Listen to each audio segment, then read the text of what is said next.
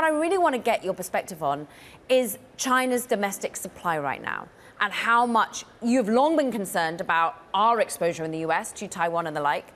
How much is China making strides?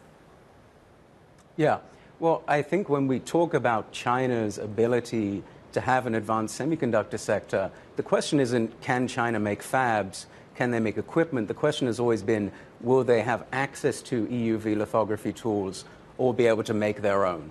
And the reporting that came out yesterday shows that China now has a working prototype of some type, which I think to a lot of people came as a surprise. This is something that we've been tracking for a very, very long time, and something that I think that the US should actually take incredibly seriously. We can't just be playing defense. There needs to be a plan of, okay, how do we regain leadership, but really by a leap ahead so that we can actually maintain that when China is able to actually make advanced semiconductors. Now, what's so interesting is that just today we're hearing that Tencent has managed to appoint a new chief AI scientist, bringing over from OpenAI. From the reporting being done by outlets like Reuters that there's some new EUV or some sort of lithography equipment built in China by people who've come from ASML and gone to work back in China. How is the talent war and the brain drain something that you're keeping an eye on?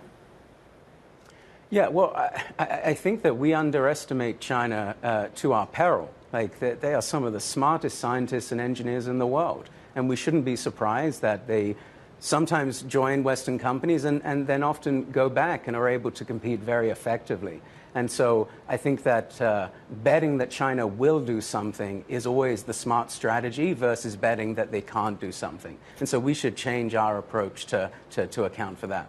Your approach is about taking on EUV lithography in a different sort of ways and means. You've been getting a $1 billion valuation already. You're looking to restore American leadership when it comes to actually the equipment needed to manufacture semiconductors. What is your relationship like with the US government right now? How much are they taking this into account, and how have things changed since we last spoke? Yeah, our relationship for many years has been very close with the US government, and so I wouldn't say there's really been much change. We collaborate very, very closely with them, and they've been some of our biggest supporters, and frankly, we wouldn't be where we are right now without a very, very close relationship with the government. You use, as you say, particle acceleration, X-ray wavelengths to really etch intricate detail, basically patterns into wafers. How to those that are cynical on what you're building, how do you give the proof points? Give us something tangible that you've managed to make strides in to be able to ensure that maybe we don't even need ASML, let alone Taiwanese-produced chips. Yeah. So there's a lot that still needs to be done, but I think that we're very excited over the coming months and the next couple of years to begin actually showing some pretty big leaps.